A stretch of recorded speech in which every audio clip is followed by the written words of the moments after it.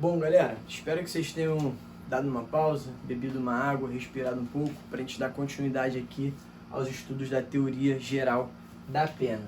Nós paramos no regime de cumprimento de pena e vimos que o que influencia no regime de cumprimento, qual é o regime que ele vai cumprir? É o fechado? É o semiaberto? É o aberto? Isso, o que vai dar uma diretriz é a quantidade da pena, mas as circunstâncias pessoais do agente. Vocês podem perceber que o Código Penal ele visa e preza muito pela personalidade do agente. Se aquela pessoa é primária, se ela se dedica de forma contumaz às atividades criminosas ou não, isso tudo é muito visto e é pesado, sim, na hora de aplicação de uma sentença.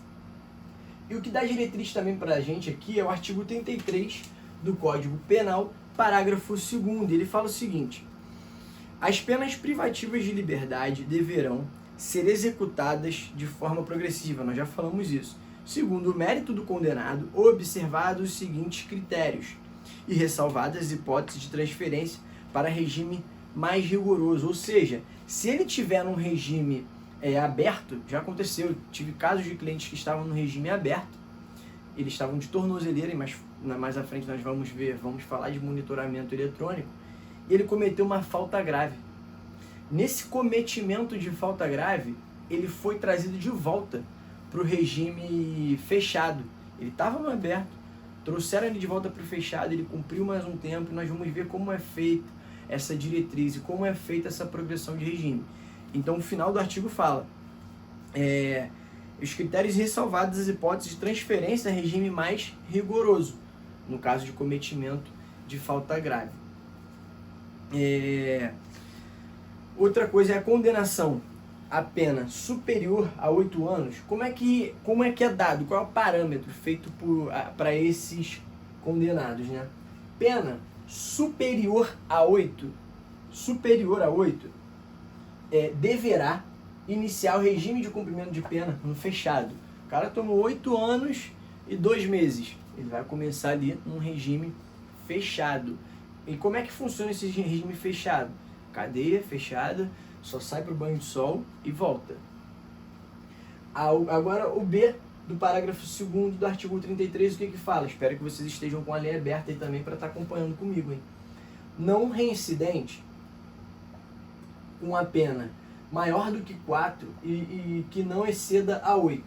Ele já inicia num regime semiaberto. E é importante destacar também que o artigo fala o seguinte: o condenado não reincidente, cuja pena seja superior a 4 anos e não exceda 8, poderá, a lei fala poderá, isso não é uma obrigatoriedade do juiz, nós vamos ver futuramente aqui mais à frente por que não é uma obrigatoriedade, poderá, desde o princípio, cumpri-la em regime semiaberto, como está aqui, beleza?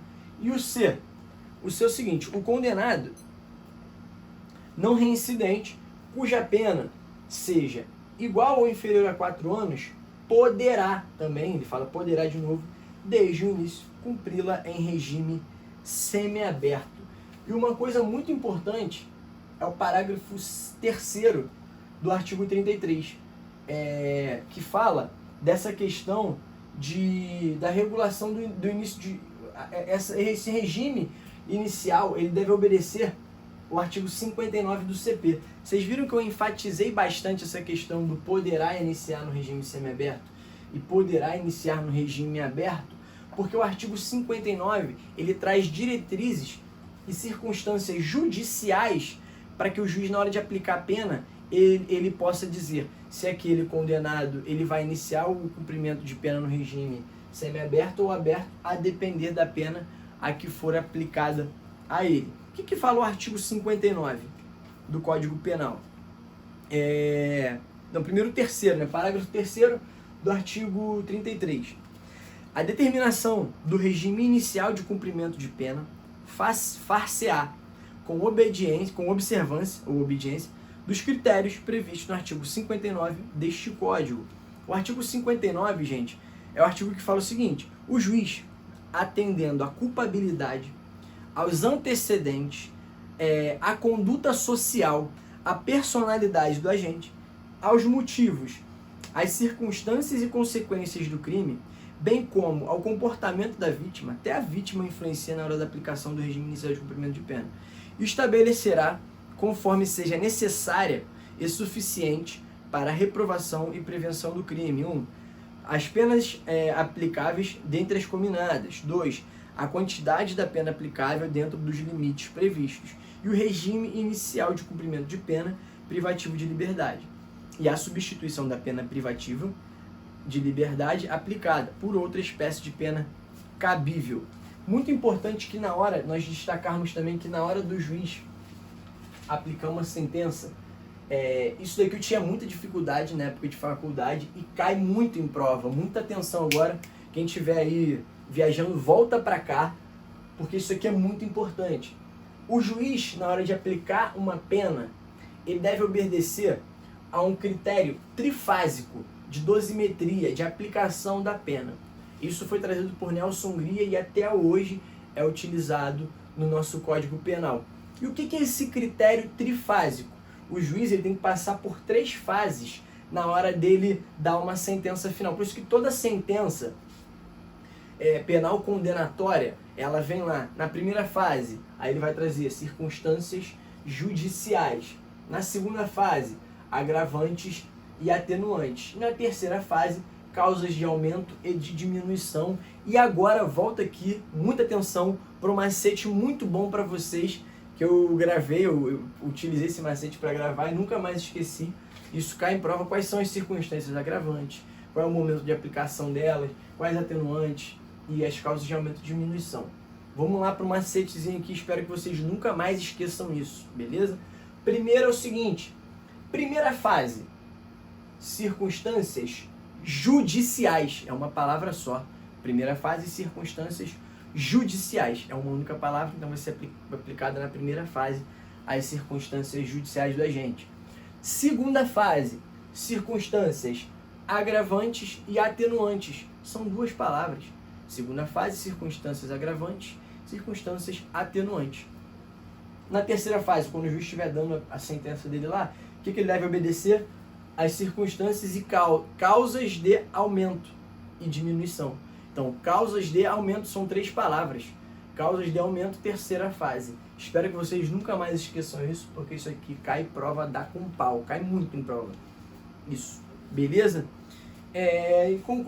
Nós podemos concluir então o quê? Com isso tudo que nós falamos aqui. Que o reincidente, ele já inicia no regime fechado. Só que existe uma flexibilização. Como tudo no direito, existe uma flexibilização, quase tudo no direito, na verdade. O reincidente, em tese, ele começa no fechado, só que a flexibilização da súmula 269 do STJ fala o seguinte, súmula 269 do STJ, cadê? É admissível a adoção de regime prisional semiaberto aos reincidentes condenados a pena igual ou inferior a 4 anos, se favoráveis às circunstâncias judiciais. Então, assim, foi flexibilizado no caso do agente condenado a pena igual ou inferior a 4 anos, se as circunstâncias judiciais forem favoráveis a esse rapazinho. Espero que vocês tenham copiado essa parte aqui desse quadrinho. Pena menor que 8, regime fechado, não reincidente, menor do que 4. Maior do que 4 e não maior do que 8, ele começa no regime semiaberto. Não reincidente, com a pena igual ou menor do que 4, regime aberto. Espero que vocês tenham copiado esse quadrinho. Dá um print aí na tela e já comecem a copiar. Tudo bem? Uma outra coisa é que nada impede que o magistrado, considerando o parâmetro estabelecido no artigo 59, ele aplique um regime mais gravoso de cumprimento de pena do que os parâmetros quantitativos da pena, do que a pena indique. Vamos ver a súmula 718 do STF e a 719. Anotem aí, vou anotar aqui para vocês também. Súmula 718 e 719, ambas do STF. E o que essas súmulas falam? que é a opinião do julgador sobre a gravidade em abstrato do delito, ao abstrato ao crime, não constitui motivação idônea para a imposição de regime mais severo do que o permitido segundo a pena aplicada.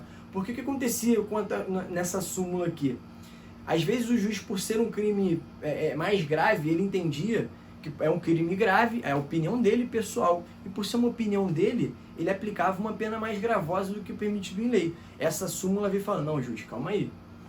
A opinião sua sobre a gravidade em abstrato desse delito, ela não constitui uma motivação idônea para que você possa aplicar um regime mais severo do que o permitido pela lei. Beleza? E a súmula 719, a imposição do regime de cumprimento mais severo do que a pena aplicada permitir exige motivação idônea. E essa súmula ela fala o seguinte, que para você aplicar um regime de cumprimento de pena mais severo do que o que é permitido em lei, que fugindo desses parâmetros aqui, o juiz deve ter uma motivação idônea. Ele deve motivar aquilo. Beleza? E agora, vamos falar da pena, espero que vocês tenham copiado isso daqui, vamos falar da pena de detenção. Detenção. Falar aqui mais uma vez, eu já falei para vocês, mas quando vocês quiserem saber quando o regime se aplica e qual regime se aplica ao crime, quem foi meu aluno já sabe, é onde que vê legalidade, no próprio tipo penal, no preceito secundário da lei, ali embaixo do artigo. Perfeito? Vou apagar essa parte aqui, dar um print aí, espero que vocês tenham copiado. Rápido.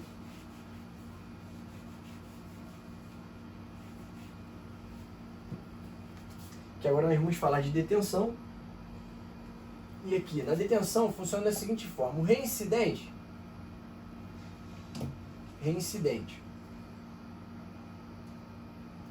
semiaberto,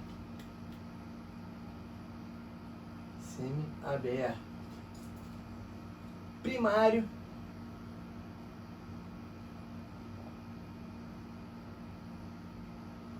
com pena superior a 4,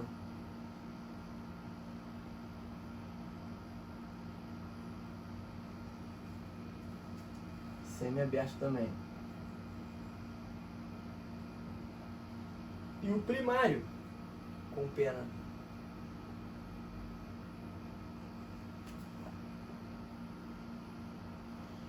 até 4, cumpre um regime aberto. Copia esse trechinho aí, reincidente, começa no semiaberto, isso no caso de detenção, tá, gente? Nós vimos que a detenção admite o início de cumprimento de pena já no semiaberto e progride para o aberto. E aqui o reincidente começa no semiaberto. O primário, que a pena seja maior do que 4, ele começa no semiaberto. E o primário, até 4 anos, começa no aberto. E o STF declarou inconstitucional a exigência de regime inicial de cumprimento de pena nos crimes hediondos e equiparados. Vocês podem ver lá, se vocês abrirem aí a lei 8.072 de 90, é a lei dos crimes hediondos. O artigo 2º dessa lei de crimes hediondos, ela dá a diretriz de que o início de cumprimento de pena nos crimes hediondos deve se iniciar no regime fechado, ou inadmite-se a progressão do regime. E houveram ações diretas de inconstitucionalidade para tornar inconstitucional esse artigo. Tanto que não só na lei de crimes hediondos, no Estatuto do Desarmamento também existe essa ADI, essa ação direta de inconstitucionalidade, que trouxe o entendimento de que é inconstitucional essa questão de você impor um regime inicial de cumprimento de pena obrigatório no fechado. Por quê? Porque fere o princípio da individualização da pena. Cada indivíduo ele deve cumprir a sua pena na medida da sua culpabilidade, na medida da sua, do seu histórico pessoal, se é uma pessoa primária, se não é. Então, ele não pode trazer na Lei 8.072 essa questão de que deve ser iniciado o regime de cumprimento de pena no fechado nos casos de crimes hediondos porque fere esse princípio da individualização da pena. Então foi declarado inconstitucional essa questão. E vocês podem ver lá, do lado desse artigo vai ter um ADI, acho que é 111.13/20, alguma coisa assim, eu não lembro o número agora, mas tem lá essa ADI, se você abrir aí a Lei de Crimes Hediondos no site do Planalto. E como é a pena fixada no mínimo legal, e o regime prisional, isso daqui é muito interessante, regime PR de prisional mais rigoroso. Isso daqui é um questionamento, na verdade, para vocês terem em mente como é que funciona isso, e o que é essa questão de uma pena fixada no mínimo legal e o regime prisional mais rigoroso. Porque acontece, quando se aplica a pena fixada no mínimo legal, subentende-se que as circunstâncias judiciais do artigo 59, elas são favoráveis. Então você aplica uma pena no mínimo legal, e você aplicando a pena no mínimo legal, você pode aplicar um regime prisional mais rigoroso do que aquele previsto em lei.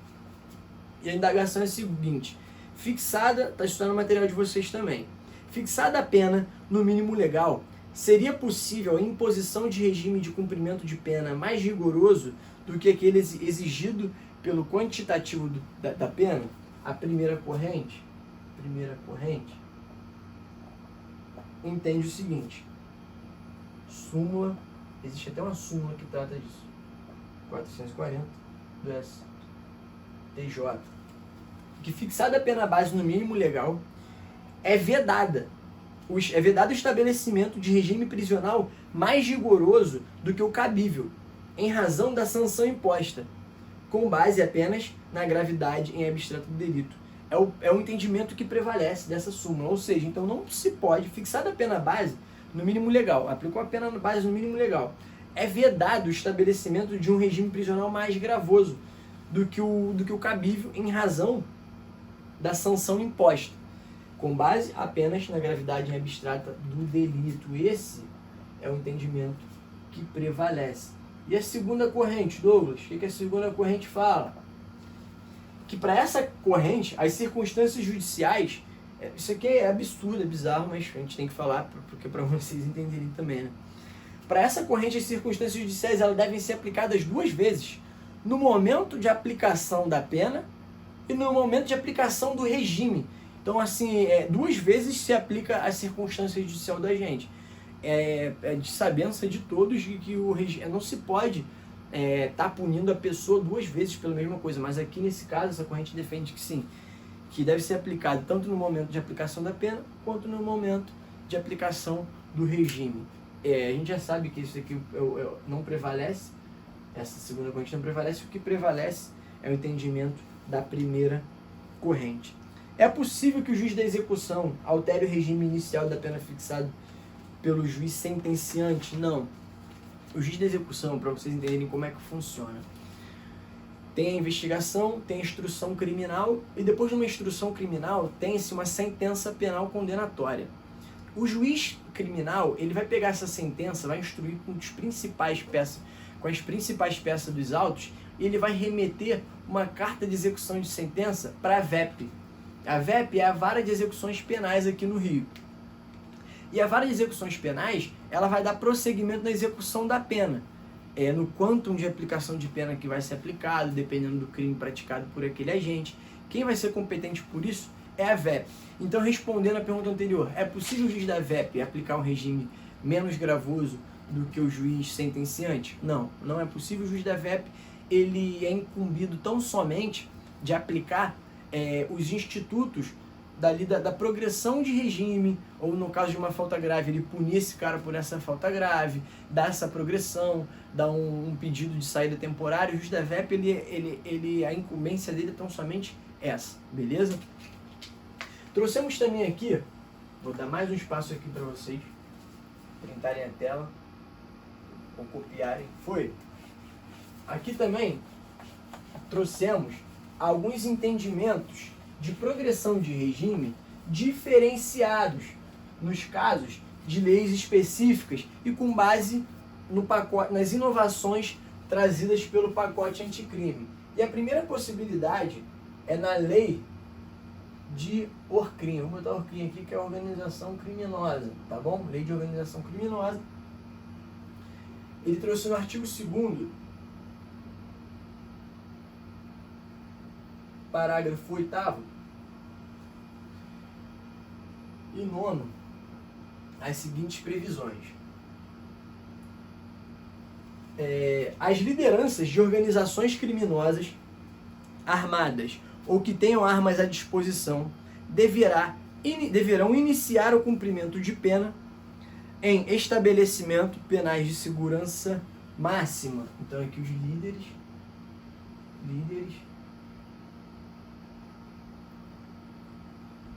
de ORCRIM,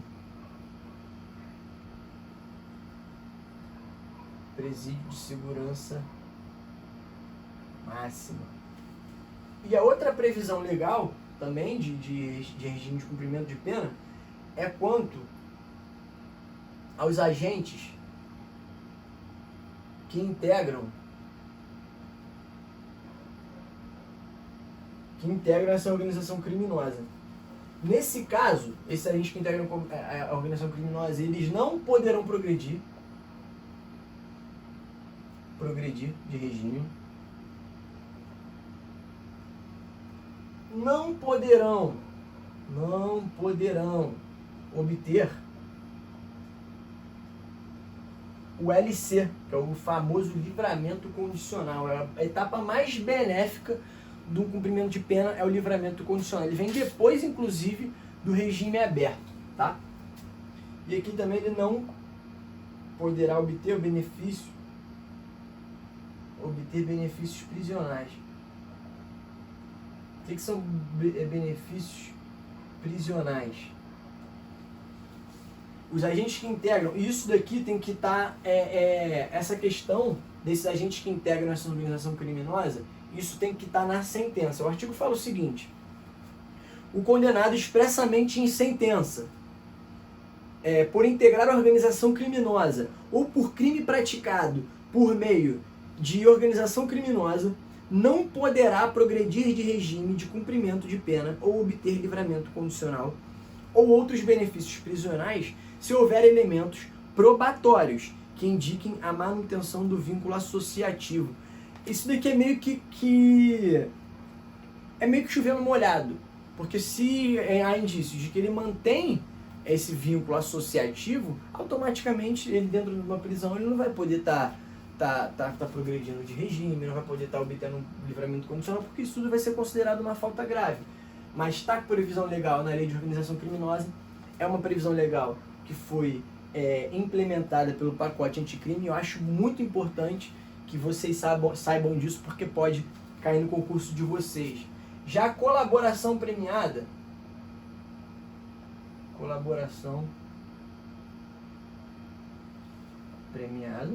e o regime de cumprimento de pena. Anotem aí, galera. Colaboração premiada é um negócio jurídico, né? Você faz uma colaboração premiada ali e você tem direito a alguns benefícios. E o artigo 4º da referida lei, parágrafo 7º, com inovação inclusive trazido pelo pacote anticrime, fala o seguinte: realizado o acordo na forma do parágrafo 6º deste artigo 4º, serão remetidos ao juiz para análise o respectivo termo e declarações de colaboração e cópia da investigação, devendo o juiz ouvir sigilosamente o colaborador acompanhado de seu defensor, oportunidade em que analisará os seguintes aspectos da homologação: a regularidade dessa. E aqui o que importa pra gente é o inciso 2. O inciso 2 fala o seguinte: adequados os benefícios pactuados àqueles previstos no caput dos parágrafos 4º e 5º deste artigo, sendo nulas as cláusulas que violem critérios de definição de regime inicial de cumprimento de pena do artigo 33 do Código Penal, né? As regras do Código, as regras de cada um dos regimes previstos no Código Penal e da Lei de Execuções Penais e os requisitos de progressão de regime não abrangidos pelo parágrafo 5º deste artigo. Então, assim, isso aqui quer dizer o seguinte, que devem ser observadas as progressões de regime. Então, os benefícios devem ser adequados ao que a lei permite. Os benefícios não podem ir além e nem a menos do que a lei permite. Dito isso, o inciso 4º também é muito importante, que fala voluntariedade da manifestação de vontade. Deve ser voluntária a manifestação de vontade para essa colaboração premiada, especialmente nos casos em que o colaborador está ou esteve sob medidas cautelares. E o parágrafo 5º também importa muito para a gente, que ele fala o seguinte, do momento dessa colaboração, né? Se a colaboração ela for posterior à sentença, ou seja, já tem uma sentença para esse cara quer colaborar com a justiça, a pena poderá ser reduzida até metade, ou será admitida a progressão de regime, ainda que ausente os requisitos objetivos. Então você prevê que essa lei aqui, a gente pode perceber que essa lei, ela é antes tarde do que nunca. Então esse cara, mesmo que com uma sentença penal condenatória ele queira colaborar com a justiça, ele pode. E agora um tema muito importante também, antes de nós partirmos para o nosso intervalo, estabelecimentos penais. Anotem aí, façam esse tópico aí, estabelecimentos penais.